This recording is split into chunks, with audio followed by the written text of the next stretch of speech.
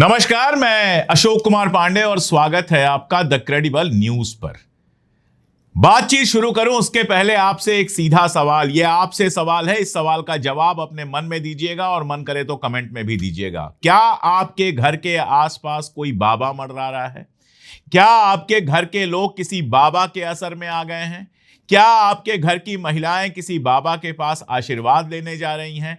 क्या आपके घर के बूढ़े या जवान किसी बाबा के पास घंटों घंटों बैठ रहे हैं, उसके वीडियो सुन रहे हैं, उसके बुलावे पर जा रहे हैं? अगर हां है इसका जवाब, तो तुरंत सावधान हो जाइए। हो सकता है कि आपके घर की महिलाएं खतरे में हो सकता है कि आपके घर के बूढ़े और जवान खतरे में हो, और अगर आप खुद किसी चक्कर में हैं तो बहुत मुमकिन है कि आप खुद खतरे में हो।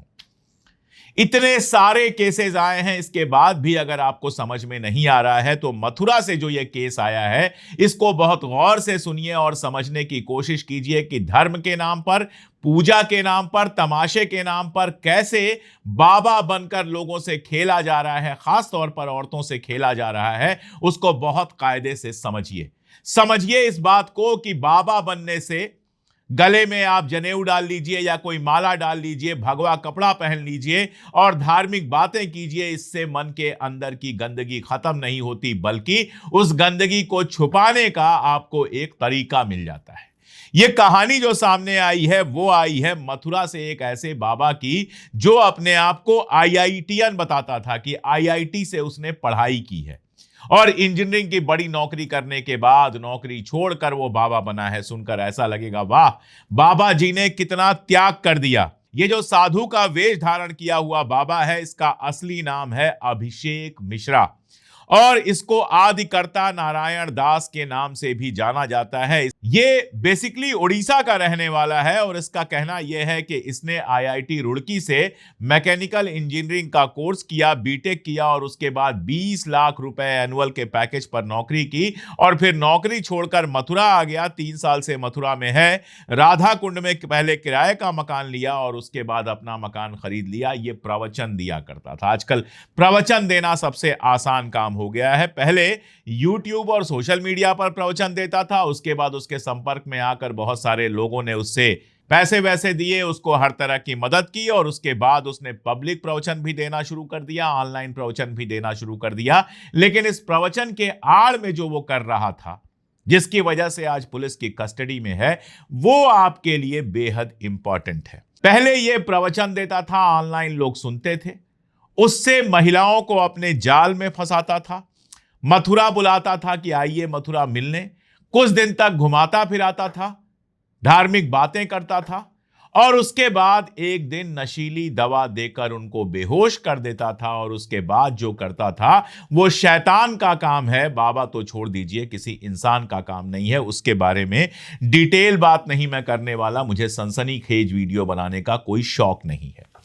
लेकिन अगर इसको समझना चाहें तो बड़ी आसानी से एक लाइन में समझ सकते हैं कि धर्म का इस्तेमाल किया गया अपनी गंदी नीयत को पूरा करने के लिए।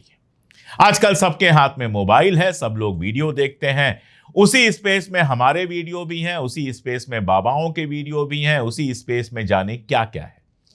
अब देखिए, अच्छी बातें जो होती हैं जिसमें हम आपसे कहेंगे अंधविश्वास से दूर रहिए, ये बहुत आकर्षक नहीं होती हैं, इसलिए हमारे जैसे लोगों को कम लोग देखेंगे।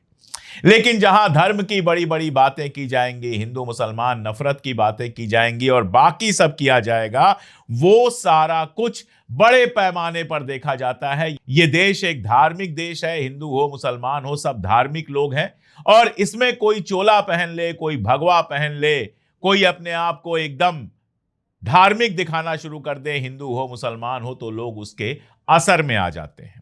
सोचिए, इस मामले का जो खुलासा हुआ है, सिर्फ उसको अगर आप सुनेंगे तो आपकी रूह कांप जाएगी। छत्तीसगढ़ की कोई छात्रा थी जो मथुरा में इंटर्नशिप कर रही थी और अपनी बड़ी बहन से मिलने आई थी। दोनों बहनों का जन्मदिन 17 मई को पड़ता था, तो वो साथ में अपना बर्थडे मनाना चाहती थी दोनों बहनें। अब जो पीड़िता की बहन है वो राधा कुंड में किराए के कमरे पे रहती थी और अभिषेक मिश्रा की जो कीर्तन मंडली थी उसमें भजन गाने जाती थी। अब देखिए, कोई बच्ची अगर रात को लेट ट्यूशन पढ़ने जाए तो उसके माँ बाप एक बार सवाल करते हैं कि बेटा इतना देर से क्यों ट्यूशन पढ़ने जा रही हो। अगर नौकरी कर रही है 10 बजे रात को लौटे तो उसके घर वाले चिंता करते हैं इतनी रात को क्यों लौट रही है। लेकिन अगर भजन मंडली में जाकर भजन कर रही है तो लोगों को लगता है चलो भजन कर रही है, ईश्वर की आराधना कर रही है, कोई बुरी बात नहीं है, अच्छी बात है, देर सवेर चलता रहता है। लेकिन अगली बार ऐसी खबर आए तो सोचिएगा, आपके घर के आसपास से अगर ऐसी खबर आए कि देर तक बच्ची भजन मंडली में है तो इस घटना को सुनिए और सोचिए। 15 मई की रात को जब पीड़िता कमरे पे थी, यानी जो छत्तीसगढ़ की छात्रा है वो अपने कमरे पर थी, तो अभिषेक वहां पर आया और उसे दूध देते हुए कहा कि ये भगवान का प्रसाद है, पी लो। अब भगवान के प्रसाद के नाम पर लोग तुरंत माथे से लगाते हैं और पी जाते हैं, कुछ भी हो। हालांकि उस लड़की की एक समस्या थी, मेरी ही तरह उसको भी दूध से एलर्जी थी, मैं भी दूध नहीं पी सकता, किसी भी तरह का दूध का पदार्थ अगर मैं लूंगा तो मेरी तबीयत खराब हो जाती है, तो उसको भी दूध से एलर्जी थी। उसने मना किया, लेकिन अभिषेक ने प्रसाद के नाम पर जबरदस्ती उसे दूध पिला दिया। दूध पीने के बाद पीड़िता बेहोश हो गई। बाकी सब मैं कहानियां नहीं बता रहा हूं। जब उठी तो दूध पिया था उसने, पेट में उसके दर्द होगा, जैसा मैंने बताया कि दूध से एलर्जी थी। 16 मई की सुबह अभिषेक फिर से कमरे में आया और वो सब करने लगा जो किसी को पसंद नहीं आएगा, अश्लील हरकतें करने लगा। पीड़िता चिल्लाने लगी तो फिर उसने उसके माता पिता और बहन को जान से मारने की धमकी दी। लड़की डर गई और तुरंत ट्रेन का टिकट करा के छत्तीसगढ़ लौट आई और अपनी मां को पूरी बात बताई। लौटने के बाद भी अभिषेक नंबर बदल बदल के अलग अलग नंबर से उसको धमकी दे रहा था, कह रहा था उसके पास वीडियो है जिसको वायरल कर देगा। जब पानी सर से गुजर गया तो लड़की ने बाकायदा एफआईआर कराई। 25 मई को मथुरा के एसएसपी से शिकायत की, थाने में केस दर्ज हुआ और 1 जून को जब वह आरोपी पकड़ा गया तो उसके मोबाइल में दुनिया भर के गंदे फोटो और वीडियोस मिले। आप समझ सकते हैं कि ये जो अभिषेक मिश्रा जी बने हुए थे, कौन से बाबा आदिकर्ता नारायण दास, ये असल में क्या कर रहे थे। अगर वाकई आईआईटीएन है तो नौकरी छोड़ के किस लालच में बाबा बने थे, इस बात को आप समझ सकते हैं। अब सोचिए, लाखों लोग होंगे जो इनको धार्मिक मानते होंगे, बाबा मानते होंगे, इनके सामने सर झुकाते होंगे, लेकिन इस आदमी का असली चेहरा, हैवान वाला चेहरा अब सामने आया है। और ये किसी एक बाबा का किस्सा तो नहीं है। इस आदमी के बारे में बताया जा रहा है ये ब्रेन वॉश करके गंधर्व विवाह मनाता था। गंधर्व विवाह यानी अब हम पति पत्नी हैं, एक रात के लिए पति पत्नी है, और उसका उपयोग किस चीज के लिए किया जाता था ये बताने की जरूरत नहीं है। तो जैसा मैंने कहा कि इस तरह के बाबाओं से अपने घर को, परिवार को दूर रखिए। और कोई एक मामला तो है नहीं, एक मामला कोई आया हो तो कहें कि चलो 100 बाबा हैं, उसमें से एक कोई गड़बड़ निकल गया तो 99 के ऊपर सवाल कैसे उठाएंगे। अशोक खरात वाला मामला आपको याद होगा, नासिक महाराष्ट्र का, जो 18 मार्च 2026 को गिरफ्तार हुए थे। खुद को कैप्टन खरात कहते थे, पूर्व मर्चेंट नेवी अधिकारी, न्यूमरोलॉजिस्ट, ज्योतिषी और दैवीय शक्तियों वाला गॉडमैन कहते थे। और सोचिए, इनके जाल में बेवकूफ औरतें नहीं आती थी, अच्छी खासी पढ़ी लिखी पैसे वाले घर की महिलाएं आती थीं, जिनके साथ तंत्र मंत्र, जादू टोना और दिव्य जल के नाम पर नशीला पदार्थ देते। उसके बाद उनको धमकी देते कि पति मर जाएगा, शाप लगेगा, परिवार बर्बाद हो जाएगा। उनका इमोशनल ब्लैकमेल करते और उनका जो कुछ करते वो सैकड़ों वीडियोस में दर्ज है। और आप सोचिए कि जब वो गिरफ्तार हुए तो जो उनके खिलाफ गवाही देने वाले थे वो पति पत्नी एक रोड एक्सीडेंट में मारे गए। आप जानते हैं कि इस तरह के रोड एक्सीडेंट कैसे होते हैं, जांच होगी, पता चलेगा। लेकिन अशोक खरात की सच्चाई, जिनसे भारतीय जनता पार्टी सरकार के भी बड़े बड़े लोग जुड़े, वहां महिला आयोग की जो अध्यक्ष थी वो भी बताया गया जुड़ी हुई हैं, ये आप देख चुके हैं। और इसके बावजूद बाबाओं के पास जा रहे हैं। ऋषिकेश वैद्य का किस्सा सुन लीजिए। 40 साल के हैं, पालघर वसई में रहते हैं और आमची वसई नाम से, यानी हमारी वसई नाम से, एक सामाजिक आध्यात्मिक स्पिरिचुअल संगठन चलाते थे। 35 वर्षीय एक शादीशुदा महिला थी, पुणे की रहने वाली। 2023 में फेसबुक पर संपर्क हुआ। ऋषिकेश वैद्य ने कहा, मैं तो स्पिरिचुअल गुरु हूं और महिला की धार्मिक भावनाओं का फायदा उठाया। कहा, मैं महादेव हूं, तुम पार्वती हो। महिलाएं इनकी बेटी क्यों नहीं हो सकती हैं अगर आध्यात्मिक गुरु बन गए हैं तो? महिलाएं इनकी बहन क्यों नहीं हो सकती हैं? महिलाएं माता क्यों नहीं हो सकती हैं?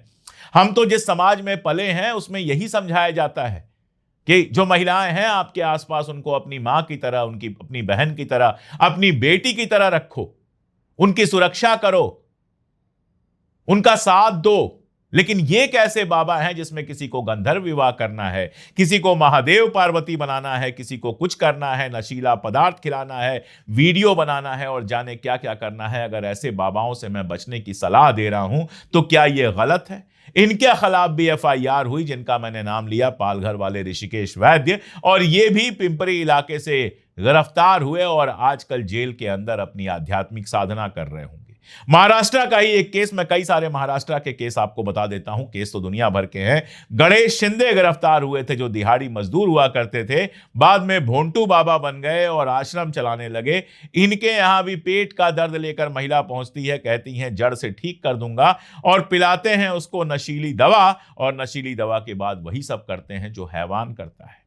महेश गिरी के बारे में आप जानते हैं, महेश दिलीप काकड़े नाम है, नासिक महाराष्ट्र के रहने वाले हैं। इनके साथ भी 28 साल की एक महिला के साथ इन्होंने यही सारा कुछ किया। कहा कि तुम्हारे ऊपर करणी यानी कि बुरी शक्ति का, ब्लैक मैजिक का असर हो गया है और इनकी वजह से तुम कुछ नहीं कर पा रही हो, तुम्हारा दैवी विधि रिचुअल्स किया जाएगा। और वही हुआ, यौन शोषण किया, आपत्तिजनक तस्वीरें खींची, वीडियो बनाया और बाद में गिरफ्तार हुए। इनके गिरफ्तारी के पीछे अंधश्रद्धा निर्मूलन समिति का हाथ था, जिन्होंने 24 अप्रैल 2026 को यह भी गिरफ्तार किए गए। आप जानते हैं अंधश्रद्धा निर्मूलन समिति पूरे महाराष्ट्र में काम करती है इस तरह के बाबाओं, इस तरह के अंधविश्वासों के खिलाफ। और इनसे जुड़े नरेंद्र दाभोलकर साहब थे, जिनकी हत्या कर दी गई थी, क्योंकि वो देश भर के अंदर और खास तौर पे महाराष्ट्र में जो इस तरह की अंधश्रद्धा, अंधविश्वास फैलाने वाली ताकतें हैं, उनके खिलाफ संघर्ष कर रहे थे। इन बाबाओं के पास पैसा भी बहुत होता है, इनके पॉलिटिकल कनेक्शन भी बहुत होते हैं, इसीलिए इनके खिलाफ कार्रवाई भी बहुत मुश्किल है। आप देखिए ना, एक बाबा गिरफ्तार होता है, परोल पे परोल, परोल पे परोल, मतलब जेल में कम रहता है, पैरोल उसको ज्यादा मिलती है। दूसरे आशाराम हैं जो बीमार पड़ते हैं, और ऐसा बीमार पड़ते हैं कि बीमारी के बहाने लगातार जेल से बाहर रहते हैं। इन सब के ऊपर क्या केस है? इसी तरह के केस हैं। तो भैया समझा रहा हूं, समझ में आए तो ठीक, ना समझ में आए तो आपकी मर्जी। आपकी बर्बादी और आबादी दोनों आपके हाथ में होती है। प्लीज ऐसे फर्जी बाबाओं से दूर रहें। अगर कोई मानसिक समस्या है तो किसी अच्छे साइकियाट्रिस्ट के पास जाएं। अगर कोई शारीरिक समस्या है तो किसी अच्छे डॉक्टर के पास जाएं। अपने रिश्तेदारों से, दोस्तों से, जिन पर भरोसा कर सकते हैं, उनसे बात करें। अगर आपके घर की महिलाएं परेशान नजर आती हैं तो बिठाकर उनसे पूछें कि भाई क्या समस्या है, उनका इलाज करवाएं, उनका साथ दें, उन्हें ऐसे ढोंगी बाबाओं की तरफ जाने से रोकें। और अगर आपके घर का कोई व्यक्ति, कोई भी व्यक्ति, पुरुष महिला, दिन रात मोबाइल से चिपका हुआ है तो एक बार इशारे से देखें कि वो मोबाइल में सही चीजें फॉलो कर रहा है या इस तरह के जहर के पीछे जाकर अपनी जिंदगी बर्बाद कर रहा है। ये बेहद जरूरी है। आप समझिए कि इस देश में बाबा जो हैं वो महामारी की तरह पैदा हुए हैं, और क्या कर रहे हैं वो तो मैं आपको बता ही चुका हूं। आज के लिए इतना ही, बहुत शुक्रिया।